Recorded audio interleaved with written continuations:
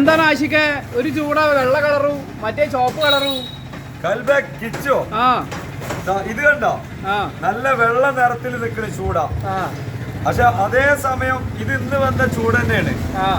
ഇത് എന്താണ് ഫ്രഷ് മീനാണ്.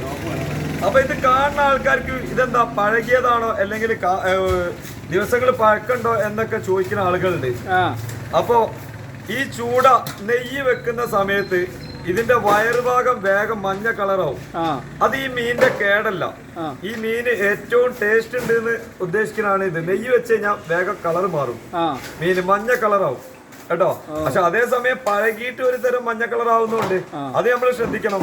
കൂടുതലും ഇതിന്റെ വയറുഭാഗത്ത് മാത്രമായിരിക്കും ആ മഞ്ഞ കളർ ഉണ്ടാവുക ഈ നെയ്യ് വെച്ച മീനിന്. മറ്റേതല്ല, പഴകി കഴിഞ്ഞാൽ മൊത്തത്തില് ശരീരം മൊത്തത്തില് എന്താവും, ഒരു തരം ചോപ്പ് കളറായി മാറും. അപ്പൊ ഇതിന്റെ വയറിന്റെ എവിടെയാണുള്ളത്, അത് നെയ്യുള്ളതുകൊണ്ടാണ്. പിന്നെ നെയ്യ് വെച്ച് കഴിഞ്ഞാൽ ഈ മീൻ നല്ല ടേസ്റ്റ് ആണ്. ഏത് രോഗികൾക്കും കഴിക്കാൻ പറ്റിയ മീനാണ്. എന്താ പറയാ, സർജറി കഴിഞ്ഞ് കിടക്കുന്ന രോഗികൾക്ക് പോലും കഴിക്കാൻ പറ്റിയ കൊളസ്ട്രോൾ ഇല്ലാത്ത മീനാണ് ഈ ചൂട. ചില സ്ഥലങ്ങളിൽ വേളൂരി എന്ന് അറിയപ്പെടും. നമ്മളിവിടെ കത്തിച്ചൂടാന്ന് പറയും കേട്ടോ. പിന്നെതാ ഇത് ചെറുതാണ്, ഇതിന് നെയ്യില്ല. അപ്പൊ ഒരു നോർമൽ ടേസ്റ്റ് ഉണ്ടാവുള്ളൂ കേട്ടോ.